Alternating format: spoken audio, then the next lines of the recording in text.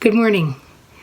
Today's puppet play continues the investigation of Jesus by our two characters, Danaeus and Ebner, and is based on the story from Luke, chapter 5, verses 1 to 11, that tells how Jesus invited fishermen to be his followers.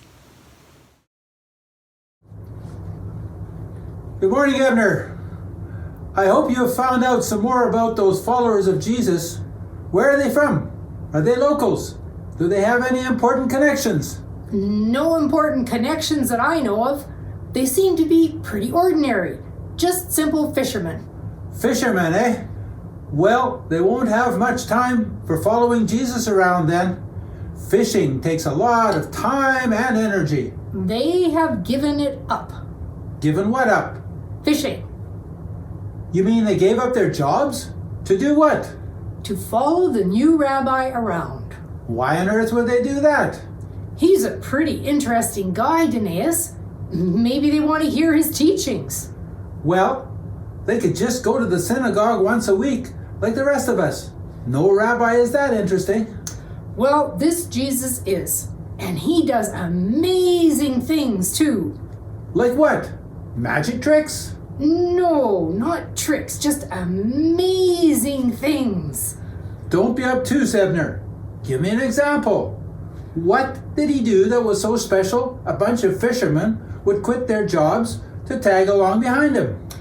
Well, I was following Jesus just like you told me to, me and a whole bunch of other people, and we followed him right to the edge of Lake Galilee. Why the edge of the lake? I don't know. People just wanted to get close to Jesus, and he ended up almost in the water. But then he got into one of the boats that was on the edge of the lake and told the fishermen to push off a bit from shore, and he just kept teaching right from inside the boat. Huh. That's weird. And people stayed by the lake to listen? Yep. They lapped it up, you could say.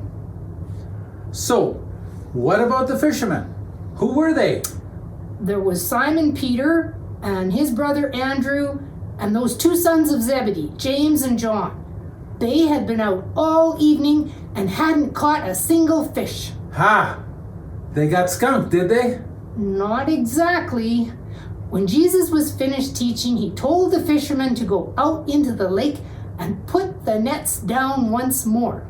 Clearly the guy knows nothing about fishing. They just weren't biting that night. Actually, they did bite. And you wouldn't believe how many fish they caught. There were so many fish, the nets started to tear. Old nets, I bet. They were probably rotten. Nope. Mint condition. I saw them earlier when the fishermen were cleaning them. It was just that there were so many fish in the nets, and it happened so fast, the nets couldn't hold them. So, what did they do? They called for help. The second boat went out and helped them bring the nets and the fish in. But both boats almost sank, there were so many fish. It was the greatest catch anyone had ever seen on Lake Galilee. More than a dozen master anglers. Okay, so I guess Jesus does know something about fishing then. Why didn't they offer him a job? Jesus offered them jobs. Sort of. They got to shore, and Jesus said in a loud voice, "Follow me, and I will make you fishers of men." What kind of crazy job is that? You can't fish for people.